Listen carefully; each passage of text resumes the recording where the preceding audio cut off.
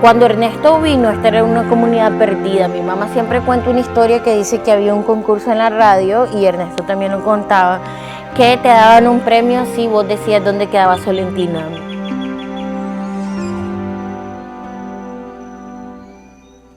Supe que había un archipiélago que era muy bello y muy aislado, donde no lo visitaba nadie, y entonces pensé que podía ser un lugar bonito para que nosotros viviéramos allí.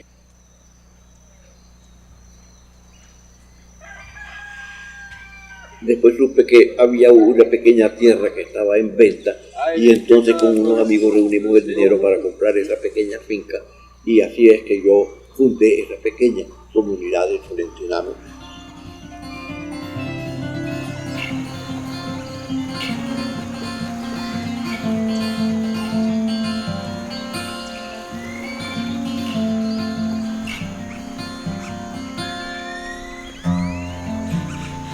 Ernesto era una persona sumamente política en todo. No era santo ni perfecto ni nada por el estilo. Era un ser humano muy consciente del universo que lo rodeaba. Por decisión optó una vida de privaciones, con muchas limitaciones económicas, pero optó él en convertirse en un campesino más, renunciando a las cosas materiales, mas no renunciando a las cosas espirituales, a la cultura. Ernesto buscaba donde encontraba el eco para su rebeldía, y aquí se encontró un montón de gente así.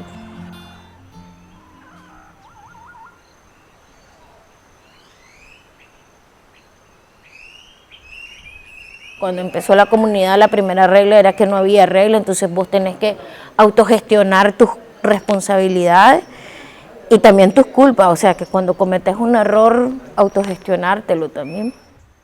Para Ernesto era muy importante esta capilla, todos los colores, la selección de los colores en este lado, que son colores muy vivos, colores primarios. Eso fue una idea que fue madurando Ernesto, donde compartió, donde aprendió probablemente muchas cosas de la gente de Solentiname, de la humildad de la gente aquí, aprendió conceptos distintos de familia, que no hubiera tanta reverencia a la hora de venir a misa, sentarte donde querés, venir como querés. Siempre Ernesto decía, ¿vos crees que Dios con tantos problemas en el mundo anda viendo si estás de choro, de minifalda? Hizo una relectura, igual que los campesinos lo hicieron aquí. Siento que él hizo una relectura filosófica, teológica, de las enseñanzas de Cristo, y la hizo desde acá, ¿verdad? Desde Solentiname. El legado físico de Ernesto Cardenal en Solentiname es Solentiname mismo. Es importante tenerlo aquí porque esta al final es la tierra que él eligió para hacer su proyecto de vida lo más cercano al reino de Dios en la tierra. Estoy segura pues que Solentiname hoy es lo que es, se conoce en el mundo, se conoce también en Nicaragua, y la gente valora lo que tenemos y lo que somos mucho por esa mirada de Ernesto. Para mí Solentiname es su escultura y su mejor poema vivo.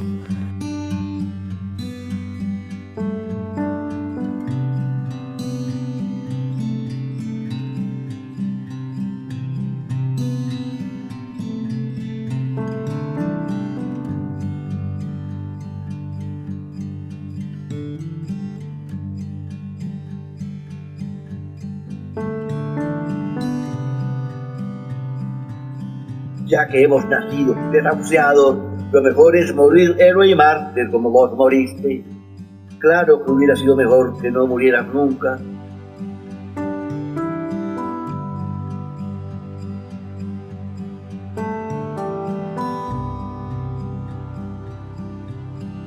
Repodidos hermanos míos de Solentiname, me valió verga la muerte.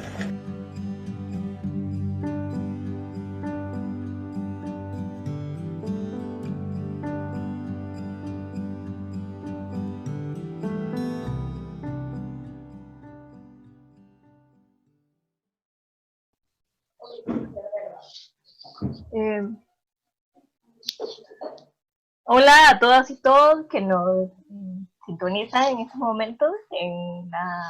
Creo que acabaron de ver el video Ernesto y Solentiname, microdocumental que produjimos con Hora Cero y con el apoyo de Ernesto Valle, que está en esta conversación. Bueno, desde Hora Cero consideramos que era importante también tener una pequeña conversación alrededor de este video, de este microdocumental, para también hablar del legado de Ernesto Cardenal y qué mejor manera de hacerlo que hablar con tres personas que pueden hablarnos desde distintas áreas, desde distintas aristas sobre cómo se han visto influenciados por este legado y por esta obra del padre Cardenal. Entonces tenemos acá el placer de estar con Tito Castillo. Él vive en Argentina, es un gran entusiasta de la literatura nicaragüense y también tiene una muy bella editorial y que ha hecho trabajo fantástico, de entre ellos la publicación de Antípoda, el poemario de Ernesto Valle. Bueno, y seguimos con Ernesto Valle, poeta, escritor, también le ha entrado mucho al mundo de la producción audiovisual y queremos seguir viendo sus trabajos, como este o más largos incluso.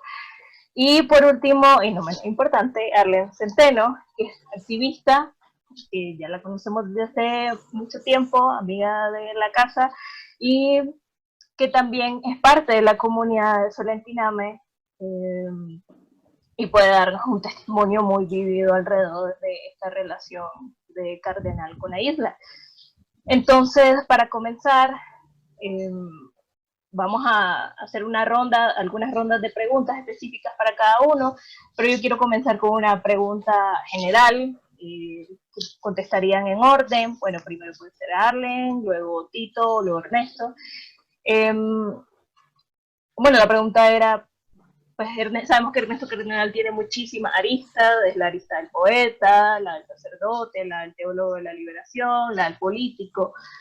Entonces yo quería saber cuál fue la que ustedes conocieron primero y desde, bueno, un punto de vista completamente personal, cuál es la que les ha fascinado o les ha interesado más. Entonces comenzamos con Arlen. Bueno, gracias por la invitación y gracias por el homenaje a Ernesto. Definitivamente para la gente de Solentiname todo lo que se haga para Ernesto lo sentimos también para nosotras y nosotros. Yo creo que la dimensión que yo conocí primero de Ernesto fue la humana, porque él estaba en la familia antes de que yo naciera, así que eh, después lo fui descubriendo, lo descubrí como poeta, como sacerdote.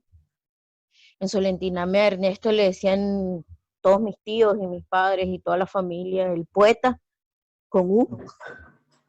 Entonces esa parte y la religiosa que nunca se pareció a nada que de lo que había fuera de Solentiname, de lo que había fuera de mi entorno.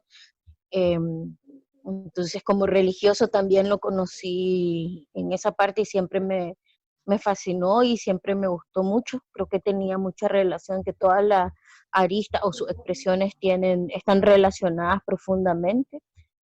Y luego lo conocí más en el último, no sé, 10 años, que es una cosa súper linda suya, es esta unión de la filosofía y la poesía científica con la cotidianidad. Ernesto ha tenido la capacidad de desempacar conceptos muy profundos, muy complejos y muy filosóficos. Eh, se, un segundo, eh, para ponerlos en términos muy sencillos y muy accesibles para cualquier persona. Entonces creo que esa es una de las cosas más lindas, porque a mí, bueno, yo siempre patino en las ideas y demás, y él muy concreto, entonces eso. Gracias, Arlen. Tito. Bueno, en mi caso, yo conocí a Ernesto Cardenal primero por la poesía, principalmente la poesía de protesta, pues los epigramas. Ese acercamiento fue a través de una antología, pues, que circulaba de él con sus poemas quizá más políticos. Eh, yo creo que a partir de ahí me empezó a interesar, ¿verdad?, por su compromiso social, pero luego fui descubriendo que no solo era un poeta, pues, sino que también era un símbolo, una persona que representaba distintas luchas, pues, y distintas inquietudes en lo que sería la lucha social de Nicaragua. Entonces descubrí y me terminé por apasionar de ver al Ernesto Cardenal como gestor cultural y la influencia que él tuvo en el desarrollo de la cultura de Nicaragua. Pues yo creo que un ministerio de cultura como el de Cardenal es algo inédito, incluso en la región. Entonces podemos hablar que fue un caso muy particular, la difusión y el rescate de las artes y la cultura que él hizo, y creo que últimamente se ha olvidado de eso. O sea, y quizá algo que vale la pena recordar, porque mientras estamos en estos procesos de redefinición, importante tener esas banderas pues, que tenía Ernesto también, por la cultura popular, por la democratización de la lectura y por un sinnúmero de objetivos más también. Gracias, Bueno, en mi Tito. caso, Bueno, Ernesto. lo siento, lo siento.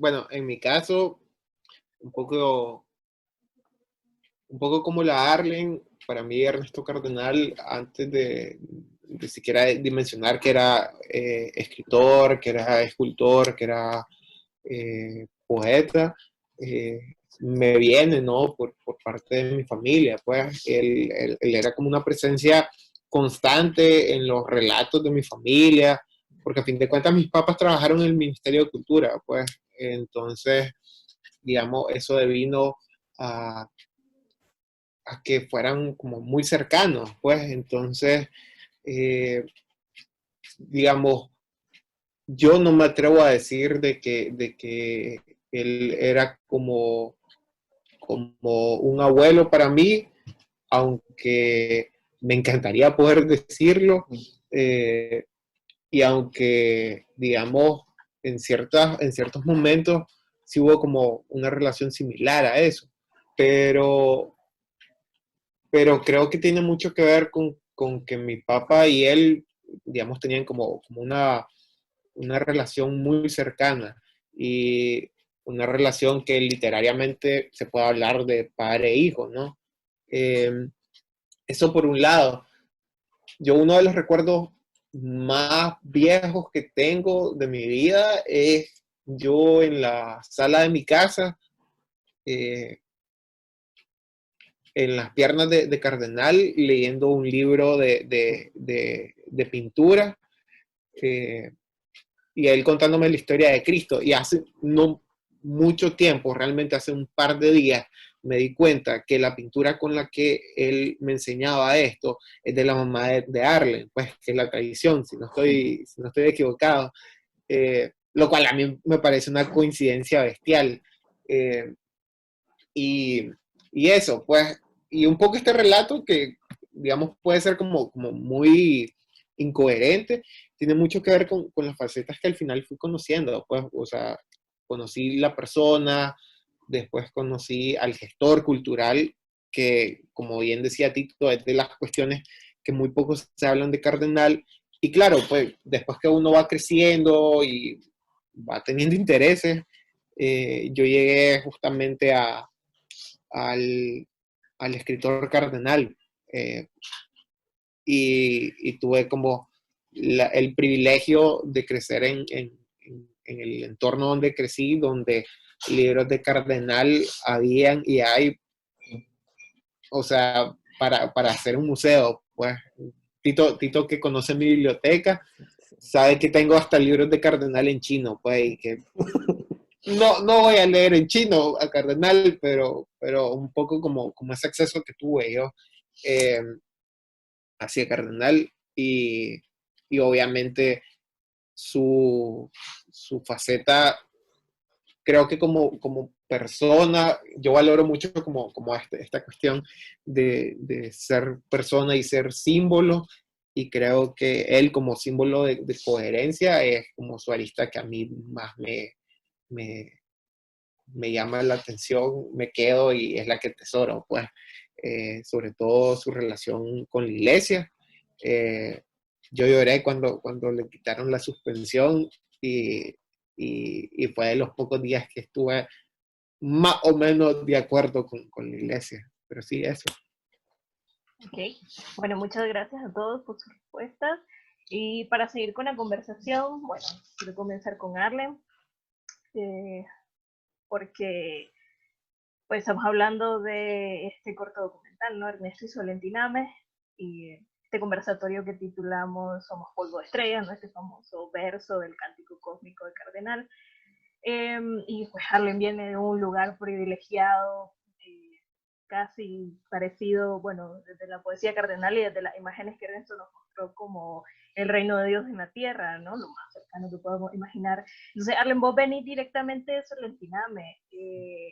¿Cuál fue tu relación con Cardenal y cómo crees que lo recuerda la gente de la isla? Creo que todos lo recordamos con cariño. Mucha gente se ha ido de Solentiname. Ernesto era de los sobrevivientes de la comunidad, ¿verdad? Incluso de los últimos ancianos que quedaban de la comunidad. Mi abuela se fue antes, mi abuelo se fue antes. Eh, los adultos de cuando él llegó se fueron antes, se adelantaron. Y muchos de los muchachos fundadores de la comunidad que él consideraba también sus hijos se adelantaron. Eh, que definitivamente creo que Ernesto hablaba de intentaba ser, porque tampoco es que nunca es que fue perfecto como nada, pero también creo que en eso había una enseñanza de aceptar a las personas como son y las cosas como son y no querer que el mundo se adapte a vos, sino vos formar parte de ese mundo y de la sociedad. Eh, Creo que aunque no sea muy consciente, hace poco otro artista de Solentiname, que es también Marco Audelo, que la gente que es arquitecto y artista contemporáneo, que tal vez la gente no lo relaciona tanto con Solentiname porque él ya se crió pues Managua, pero sí conserva un vínculo muy grande, estaba haciendo una residencia allá para un poco sondear también cómo la gente recuerda, la gente menos allegada, menos cercana a Ernesto. Eh, y sí hay, pues está ahí, está vivo el recuerdo de Ernesto en cada cosa que la gente ha aprendido, ha desarrollado, desde la pintura, la artesanía, un poco de poesía, el creer también en Solentiname, en poder disfrutar, que ahora también se han dado cuenta que tiene incluso un provecho turístico, el poder apreciar y disfrutar de la naturaleza que nos rodea, de los paisajes que son increíbles y de cómo eso también se presta para una suerte de contemplación religiosa como la cierne, muy, muy a su manera y muy sin imponernos nada, cada quien a su ritmo y en el momento que sienta las cosas. Pues. Y él no era que te decía, no, en el momento que vos sintás, y ya dejaba, o sea, nunca andaba metiéndose, siento yo, censurando nada. Y entonces creo que también lo recordamos en la libertad y en, digamos, las otras personas que hemos tenido oportunidad de estudiar y de tener otros proyectos y de profesionalizarnos también, pues nos marca en nuestra forma de hacer las cosas. Mi primo Donald Richie, que también es arquitecto, lo tiene muy fuerte la influencia de Ernesto en su obra arquitectónica religiosa. Entonces, y hay otros también, a Ernesto que no lo conocía de cerca, yo venimos a coincidir hasta ahora cuando su familia siempre ha sido completamente presente en la mía. O sea, creo que también con la despedida de Ernesto como que nos dio oportunidad de acercarnos en los últimos años, antes de que Ernesto, no, al inicio, hace unos 7 años y 5 años, no le gustaba hablar todavía del tema de la muerte propia. Sí hablaba mucho de la trascendencia y tal, pero no de la muerte propia. Entonces siempre decía de que ahora nos tocaba a la gente joven, yo ya no soy joven, obviamente, pero, pero sí a los que venimos después mantener viva en esta otra forma lo que es su legado. Y no es solamente con quienes nacimos allá, que sí lo considero un privilegio, es quienes abrazamos la utopía de Solentiname para poder seguir avanzando en este mundo tan hecho paz. Muchas gracias, Darle. Bueno, ahora con Ernesto, como realizador de este microdocumental, bueno, ya sabemos que tu relación con Cardenal ha sido cercana, pero también lo ha sido a través de este mundo de la poesía. Pero, ¿qué significado tomó para vos la poesía de Cardenal desde esta mirada de Solentiname? No sé si bueno, no sé si era tu primer viaje a la isla, pero con todo con todas estas circunstancias muy particulares en las que fuiste, no sé si la isla te mostró algo que tal vez no había visto antes. Mira, yo creo que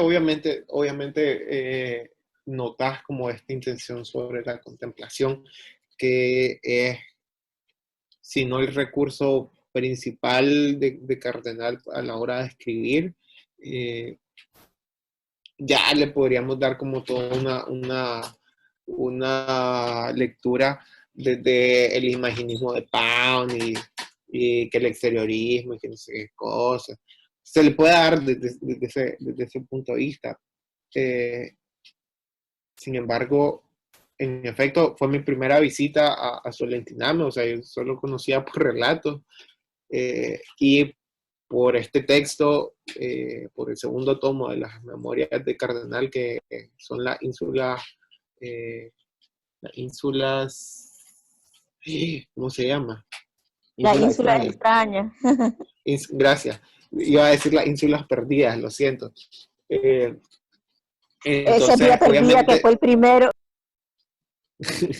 claro, entonces, claro, digamos, poder, digamos, más que la poesía, las memorias de Cardenal son las que a mí me agarraron y me dieron vuelta. Entonces, poder ir a este lugar, que es justamente lo que al final narra Cardenal en esos textos, a mí sí me dejó darle cara, pues, poder ver como eso, pues, si realmente no era como una invención eh, ficticia y utópica, pues, o sea, yo voy, veo y obviamente no estuve tanto tiempo, pues, aclaro, pero sí me llamó mucho la atención como eso, pues, como esa simpleza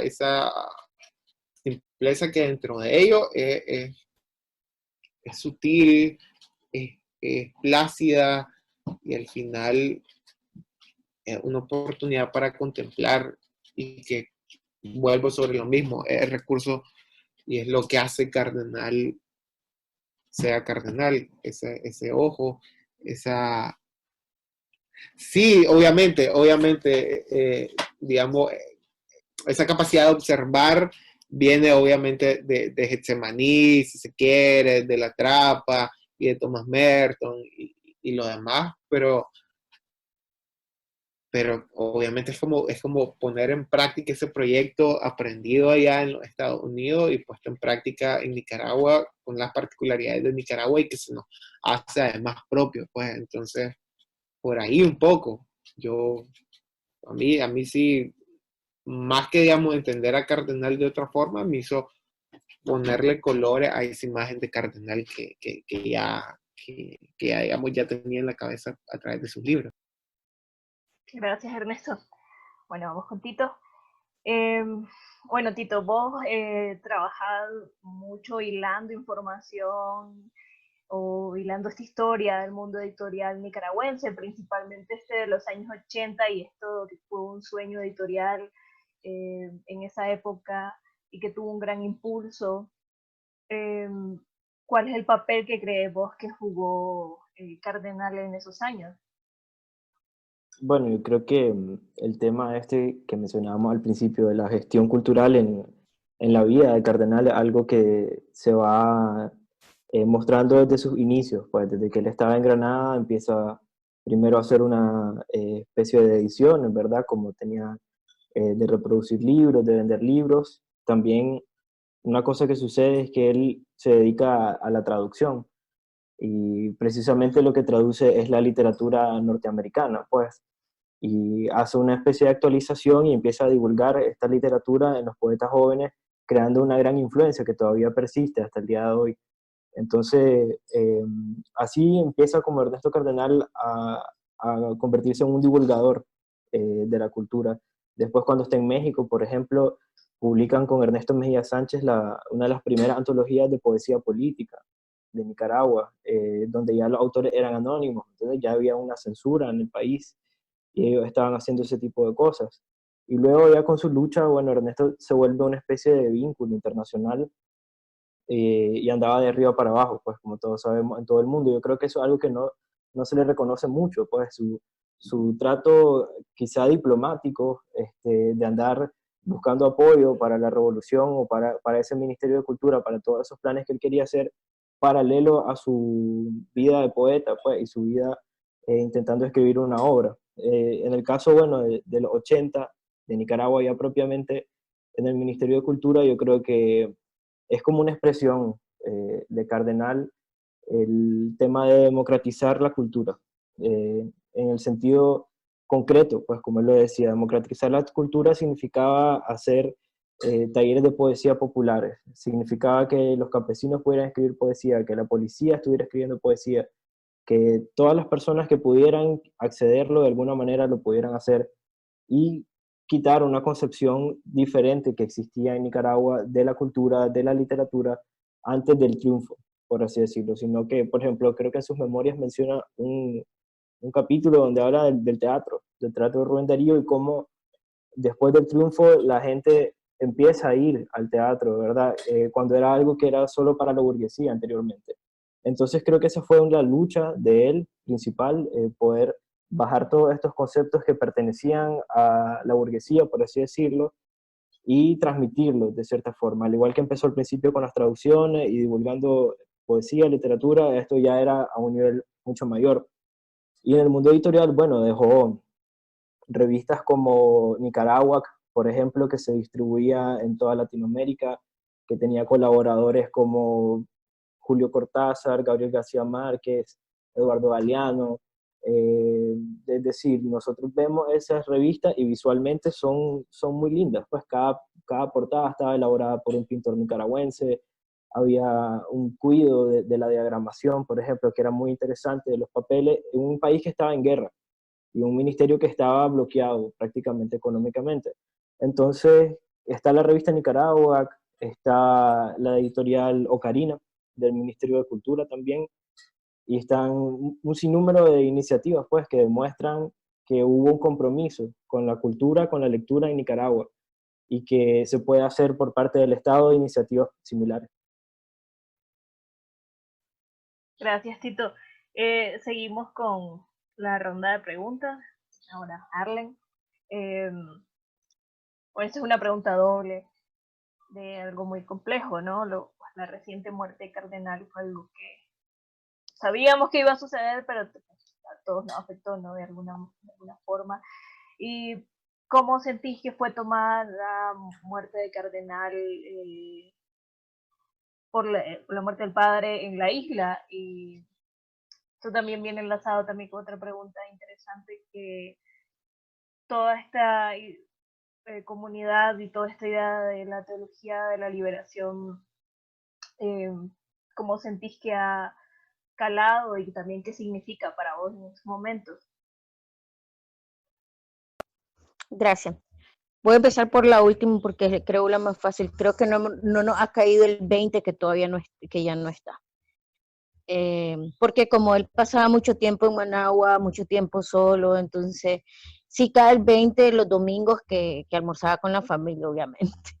Pero como con todo el contexto convulso que tenemos desde abril 2018 y ahora con el COVID y toda la situación que está pasando, yo digo, bendito tu Dios que te quería tanto y te llevó antes de esta marabunta de cosas y te pudimos despedir ahí, estar con vos y no estar sufriendo de que te fueras horrible, pues. Entonces, que te fuera feo, solito, que no queríamos que fuera así.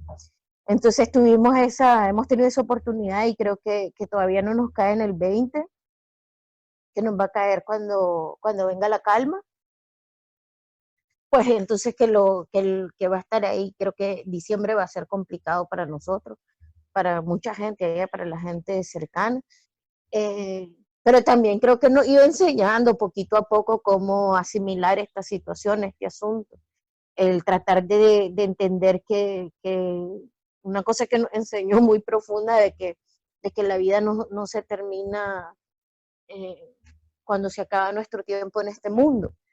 y no, enseño eso a partir de tratar de entender el universo, de una cosa muy compleja, que a veces mejor la dejas para los momentos de mayor calma. Creo que mis padres lo están y la gente en Solentiname, que hay mucha más calma y es mucho más propicio para tener esas reflexiones y meditaciones, la estará llevando. Yo no he tenido tiempo, para ser honesta.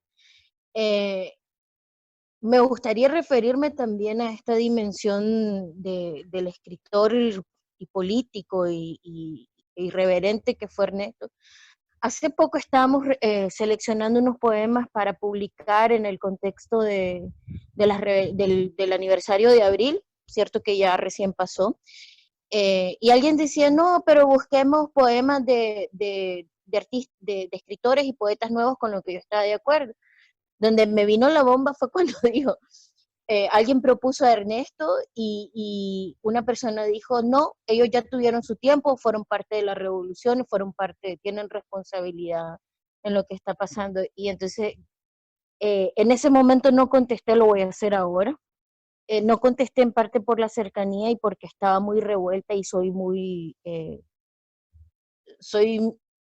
no sé, no soy muy políticamente correcta, digamos. Pero sí quiero decir que fue una de las personas que cuando ningún otro de los poetas usaba su voz, sacó un mapa, si se acuerdan, de Nicaragua con la lucha contra el canal en medio festival de poesía de Granada, se pasó todo el protocolo y todos los acuerdos, y dijo, el mundo debe saber lo que está ocurriendo en Nicaragua. Sí, nunca tuvo miedo de denunciar, aunque decía que tenía miedo antes la persecución, lo que ya se estaba convirtiendo en una dictadura, y para abril fue uno de los primeros en usar su nombre otra vez, como lo decía Tito, como lo dijo Ernesto, perdón, para denunciar a nivel internacional con la gente de las izquierdas que creía que aquí estábamos inventándonos y siguiendo un juego del capitalismo salvaje y el plan maestro de los Estados Unidos, y que no nos estaba creyendo lo que ocurría en Nicaragua. Y se sentó con y los jóvenes estudiantes, con el primer grupo, eh, y antes lo había hecho con los campesinos, para usar su nombre otra vez, para respaldar y las demandas y las denuncias que y los jóvenes estaban haciendo. Y volvió a escribir poesía muy fuerte, que le valió, digamos, el ataque del día de su honra fúnebre en Managua. Entonces, para mí sigue vigente la teoría de la liberación, sigue vigente la teología de la liberación, perdón. Eh, Quiero también recordar que... Ambas. Sí, ambas.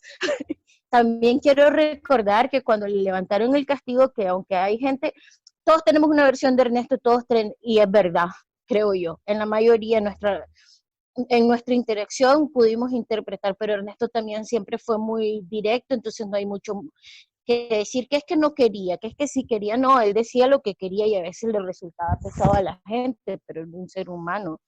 Eh, Ahora pensaría yo que hasta medio con un puntito de Asperger o algo así, porque sin filtro a veces, en ese sentido, ¿verdad? No porque sea diagnosticado ni nada por el estilo, aclaro. Pero pues siempre fue muy directo en decir las cosas y también cuando le levantaron el castigo, eh, que lo fue a visitar Monseñor Báez, le dijo, ahora te toca a vos. O sea, que delegó una confianza de su propio tiempo en Báez, que estamos observando yo por lo menos muy críticamente y con ganas de que sea verdad, que está a la altura de la confianza. Eh, entonces creo que sigue vigente y también sigue vigente en la forma en que la gente más joven entiende la religión, que no es desde de entender un Dios de que es castigo, que es por temor a Dios que se hacen las cosas, sino que es también que se construye esa forma, es más una forma filosófica de entender las relaciones de respeto entre y los seres humanos. Y también de derechos, ahora que le ponemos un nombre más formal. Muchas gracias. Ay, perdón, te interrumpí. Decime sí. No, iba ya cerrando con esto. Creo que es muy vigente y muy adelantado a su tiempo. en muchos sentidos, pues. Y por eso es que para mucha gente joven que lo va descubriendo y lo va conociendo, eh, nos, te vuelve a fascinar. Yo vuelvo a leer ahorita La Ínsula Extraña y me vuelvo a fascinar de Solentiname, a pesar de que Solentiname ha estado ahí siempre. Y también de sus apuestas políticas y de sus llamados ahí. Eso. Sí. Pues leer los salmos tiene una vigencia increíble. Pareciera que lo hubiese escrito en este tiempo hasta para quienes ya lo habíamos leído Te lo antes. juro. Sí. Bueno, muchas gracias, Arlen. Bueno, vos con Ernesto. Bueno, igual siempre hablando específicamente de este microdocumental, Ernesto, y sobre toda la parte creativa, ¿cómo fuiste encadenando, cómo fuiste seleccionando estos versos que están en el video? Que es algo que nos preguntamos. Claro, un poco que algo decía Arlen hace un par de minutos. Cardenal escribió muy poco sobre el tema de su muerte sí, o sea, el concepto de la muerte, digamos, sí estaba como presente, digamos, en su obra, pero no hablaba sobre su propia muerte. Pues, digamos, en ese sentido se distancia enormemente de toda la camada de poetas de los 70, de los 60, que, digamos, escribieron ya sus ya conocidos epitafios y demás, ¿no? Como todo este relato de la muerte, de la conciencia de la muerte, ¿no? Frente al oficio. Entonces, a mí me llamó la atención eso, pues, como al final podíamos reconocer a través de su obra como la idea de que se iba a morir, pues, o de que quería morir o de que podía morir, pues. Entonces, en ese sentido, una de los pocos poemas, digamos, que yo encontré con esa conciencia, a Laureano Mairena, y que además es uno de los poemas más mal interpretados por la gente, pues, porque para colmo lo leen y lo leen con las patas, pues. Contanos por qué, por qué. Porque obviamente tiene como, no, tiene como esta dimensión de que pues, usa malas palabras, pues, gran verga. Gran verga usar malas palabras en la poesía. Laureano era el más mal hablado de todos. Que justamente lo dice en el poema. Entonces, claro, toda la gente es como, que no sé qué cosa, le valía verga la muerte, dice Cardenal, por ende, él es tan culpable de todo de toda la masacre y bla, bla, bla, a la gran puta, o sea, no son capaces de leer el relato de un hombre dolido porque se le acaba de morir un amigo, o sea, un maje que consideraba su hijo, luego, o sea, esa incapacidad de leer un texto a mí me complica mucho porque lo que me da a entender es que nula comprensión lectora tiene la gente. Y para colmo, Pero ese además, Cardenal. pero además el me vale verga la muerte es el estoy listo para morir en el momento que sea. O sea, he vivido. Eso es Laureano Mairena en ese poema. O sea, he vivido bien. Entonces, en el momento que me tenga que ir, me voy bien. Y eso significa el me vale verga la muerte. No es la vida no me importa, no me gusta, no la quiero. Nunca es eso. Para aclarar, aprovechando tú. Exactamente. Es una postura, si se quiere, filosófica, ontológica y demás de eso. Pues es reconocer la calidad de la vida, es reconocer la ligereza de la vida, la delicadeza de la vida y que al final, hey, vamos para el hoyo, pues, y Cardenal estaba consciente, pues.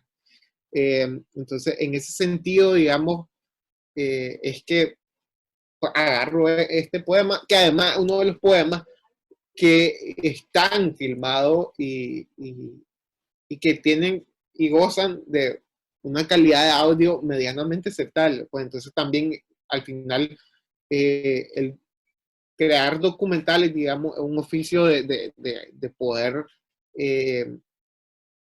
encontrar tus recursos y moldearlo, utilizarlo, adecuarlo de la mejor forma para tus intereses, ¿verdad? Y mi interés aquí era relatar como esa relación de Cardenal con Solentiname, y el poema venía bien, pues, entonces, qué mejor forma de utilizarlo, pues, que ahí, al final que le dotan, ¿no? Como otro significado, pues. Eh, para mí eso, pues, también respondía un poco, utilizar ese recurso respondía mucho como mi apreciación, mi interpretación hacia lo que estaba pasando, pues. Yo obviamente no quería que Cardenal se muriera, y al igual que Arlen, a mí me pasa que de repente es sí, tengo que ir a ver con mi papá Cardenal, y es como, mierda, ya no está. Entonces a mí me golpea como eso en esos momentos, pues. Eh, entonces, un poco por eso utilicé también ese recurso. Y de ahí, obviamente, había un par de entrevistas, pues, que él ya había dado con anterioridad, que me las encontré y que decía como, después de lo que me había dicho la Arlen, aquí tiene como total sentido utilizarla. Entonces, eso. Gracias, Ernesto. Tito, te vamos a hacer una pregunta complicada. Yo A sé ver, que hablar de este asunto de las cuestiones generacionales siempre es bien difícil. Pero, sí. curiosamente, pues nosotros tres formamos parte de una generación, ¿no? Que conoce la poesía, que conoce a Cardenal desde otra visión, ¿no? Distinta a la generación de los 80, por ejemplo, igual la relación con la poesía. Entonces esta generación que reniega de Cardenal, ¿no? Siempre hay alguna relación con él, para bien, para mal, no, pero no puedes omitirlo, no puedes pasarlo por alto. Entonces, ¿vos crees que de alguna forma exista como un padrinazgo, entendiendo, bueno, este legado en un sentido amplio, ¿no? Un padrinazgo para estas nuevas generaciones de la figura de Cardenal, ¿no? Bueno, en este caso, yo más que padrinazgo, por así decirlo, para relacionarlo con Cardenal, diría tradición, porque es algo como decir, inevitable, o sea, algo que lo tenés que leer, llega a tus manos de cierta manera si estás escribiendo, si estás dentro de ese mundillo que es querer escribir o querer estar con inquietudes literarias en Nicaragua, eventualmente te vas a topar con Ernesto Cardenal, pues, con algunos de sus textos. Yo creo que sí es cierto lo que vos decís, de que hay gente que, hay como escuelas, ¿no? Hay gente que reniega, hay gente que lo adora también, y yo creo que eso pasa con todas las figuras polémicas, pues.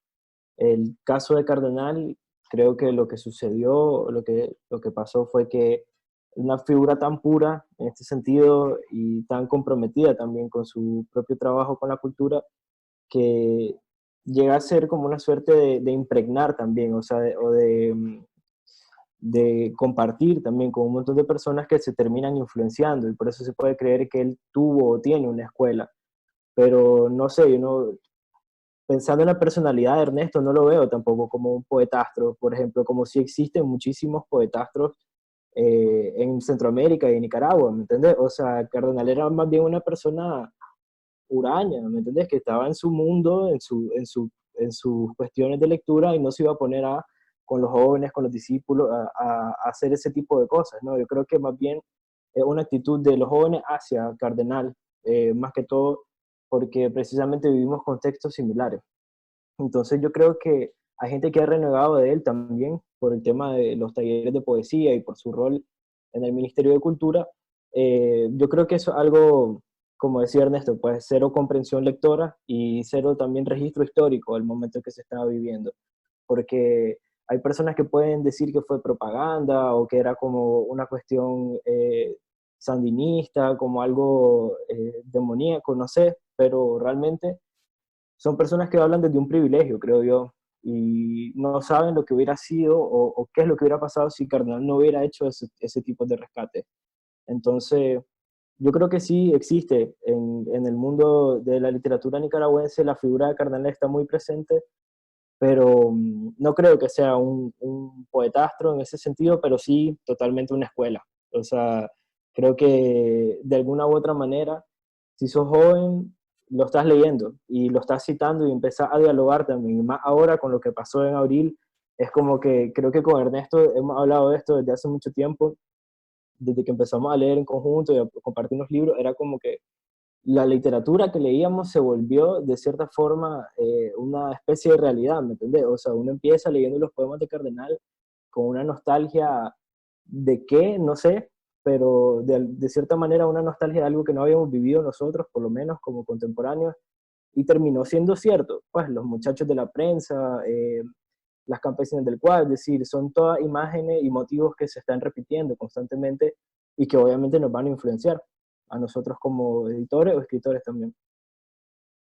Gracias, Tito. Ernesto, ¿querías agregar algo? Sí, hombre, un poco en la línea de Tito, yo creo que es bien interesante también cómo ha sido el acercamiento hacia la obra literaria de Cardenal, ya no solo de los escritores, sino también del público en general, pues eh, tomó como ejemplo esta sátira de Luis Enrique Calderón, que esto ya es como un tema que para mí es repetitivo, y es que es una lectura. Yo sé que se le puede dar como toda la onda de que, es que es comedia, maje, pero es que lo peor es que la gente lo repite y la gente piensa que la comedia trasciende y asume que realmente estos chistes el poema de Cardenal, los números 1, 2, 3, 4, 5, 6, 7, 8, 9, 10, y uno se queda como, loco, está bien, pues, o sea, primero, si va a opinar de esa forma, lee primero a José Coronel Urtecho, que fue ahí medio Jorge Eduardo Arellano, pero para colmo, al final tiene su obra más importante, es la obra más desconocida que hay, pues, o sea, el Cántico Cósmico, una obra que dudo que 1000 personas hayan leído a cabalidad y que tengan menos de 25 años. Dudo, o sea, y lo apuesto y lo creo, pues. Yo a mi edad incluso no lo he leído todo, pues no me atrevo a leerlo todo, pues una obra que requiere tiempo, una obra que es demasiado densa, pues, y más en una charla una vez yo dije, pues yo leo el Cántico Cósmico si me ponen una beca para hacerlo, porque si no, no pago más, o sea, es un libro demasiado denso, pues. Y creo que esa percepción de Cardenal como un poeta eh, coloquial, ahí, muy fácil, también nos dice mucho sobre la percepción que tenemos sobre el arte, sobre la literatura, pues, o sea, si no escribís con metáforas no es poesía, si la poesía no es compleja y no la comprendes no es poesía, entonces, claro, pues, o sea, para estos debates, volvámonos al siglo XIX, pues, y sigamos arreglando a punta de matazo, y ya. Gracias, Ernesto. Eh, ya para cerrar, bueno, aquí en la última ronda, este es para todos, esta pregunta. Bueno, estamos en este espacio, este conversatorio, hablando específicamente sobre el Cardenal, sobre su diname, sobre su legado. Entonces, pues, creemos que es pertinente también hablar de cuál creen ustedes que es el legado que el Cardenal nos deja y de qué manera creen ustedes que podemos continuar con ese legado o mantenerlo vivo. Bueno, comenzamos con Arlen. Ala. Mira, yo también quería reaccionar un poquito a lo de los talleres de poesía que decía Tito y otra vez volver a lo adelantado de su tiempo en un contexto de guerra donde mucha gente tuvo que ir al frente de batalla y matarse con otra gente que ni siquiera conocía, unos por convicción y otros por obligación.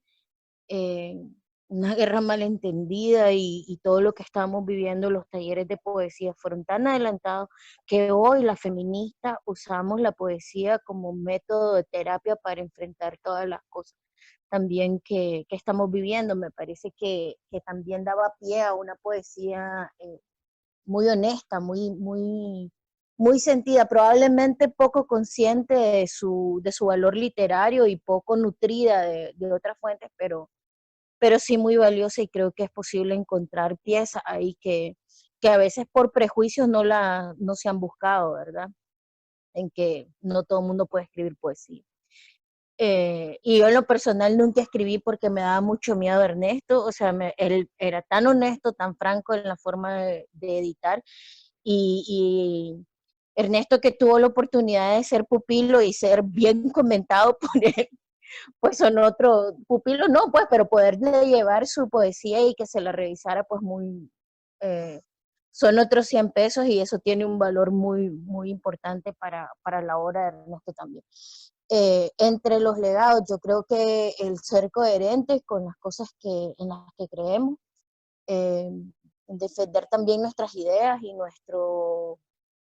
eh, nuestros principios. A veces no es fácil, Ernesto lo hizo pasando por 2 dictaduras como mucha gente en este país, desafiando su propia familia, a su propio entorno, no obstante igual se mantuvo coherente con eso y luego también entre los legados el tratar de entender, apreciar y cuidar el mundo que nos rodea, el universo humano, el universo físico y el espiritual también, que esos son de las cosas más grandes que nos deja. Gracias. Gracias, Darle. Ernesto. Para mí el legado, digamos, lo entiendo como en dos vías, ¿no? Lo entiendo como un legado literario y es que estamos frente al mejor cronista de Nicaragua, de la historia de Nicaragua, además, o sea, hace un par de días hablábamos de eso, Tito y yo, sobre el tema de que homenaje a indios americanos, creo que se llama, los o sea, sí, un poema, y esto no lo digo yo, pues no, digamos, viene de comentarios de la crítica y demás. Son libros que podrían ser perfectamente, además por el lenguaje que usaba Cardenal, leído en el colegio, pues, y creo que entendido de mejor forma, pues, porque, digamos que ya las debilidades y complejizaciones que tienen los libros de texto en Nicaragua se presta para mucho, pues. Eh, Entonces creo que por ahí hay un legado, ¿no? El tema de la crónica histórica en Nicaragua es un importante vestigio de Cardenal y el otro, como ya lo decía la Arlen, ¿no? Este testimonio de coherencia, de rectitud, que al menos a mí me, me deja como mucho hacia dónde actuar, pues, y desde dónde hacerlo, pues. El asumir las consecuencias de las formas que él asumió y que él decidió y optó por tomar, pues. Yo creo que ese legado, digamos, vital y personal y ese legado literario, eh, además, pues, de, obviamente, su legado como gestor cultural, con la Casa de los Tres Mundos en Granada, el Centro Nicaragüense de Escritores, todo el tema de poesía libre y el Departamento de Cultura y de Literatura, y con el Instituto de Cultura en los 80 y demás, y al final, para mí eso, pues. Ah, bueno, y obviamente ya si nos ponemos como súper críticos, como ese mamotreto que se llama Antología de Poesía Norteamericana, un libro de texto que hay que agarrar, pues si se quiere estudiar literatura, ese libro que son sus traducciones, un must, pues, y es una de las cosas que yo al menos me llegó a mi tumba y no me importa. Gracias, Ernesto. Tito. Bueno, en este caso, escuchando a Arlen y Ernesto, pensaba distintas cosas, distintos legados también que deja Cardenal, o que me deja por lo menos a mí como joven, como nicaragüense también, centroamericano, incluso, creo que la virtud de Cardenal de poder hacer algo nacional, que sea universal. Es decir, nuestros dramas, nuestras historias, nuestros momentos y contextos históricos, él los convirtió en algo universal. Pues como el poema este de Laureano Mairena que comentaban, está dentro de Cántico Cósmico también. Muchachos de la Prensa también está dentro de Cántico Cósmico, Solentiname, Managua, es decir, va construyendo su visión del universo con los propios elementos de Nicaragua. Entonces yo creo que eso es sumamente interesante, pues como poder ver que alguien en la tradición literaria de Nicaragua hizo eso antes y que tomó un interés por las cosas de Centroamérica también, todo este trabajo que él tiene, como decíamos con Ernesto, de las crónicas de India, de la investigación de los piratas, o sea, todo un mundo que él va descubriendo y va al mismo tiempo facilitando a que, por ejemplo, el día de hoy Ernesto y yo podamos agarrar un libro de eso y prácticamente tener alguna idea de lo que sucedió en los siglos anteriores. Entonces, eso creo que es su mayor legado, poder entender que las cosas que nos suceden a nosotros exceden cualquier tipo de circunstancia individual, pues, y que son cosas cíclicas, que son cosas universales y que son polvo de estrellas, no sé. Gracias, Tito. Justo así, por eso titulamos así este conversatorio, Somos Polvo de Estrellas. Eh, bueno, ya llegamos al final. Muchas gracias a quienes nos ven y muchísimas gracias a ustedes por estar aquí y lo mismo, que se siga extendiendo la poesía, la obra, la escultura de Cardenal. Bueno, sigue vivo en nosotros, en quienes nos leemos y muchas gracias por todo. A ustedes, saludos. Gracias.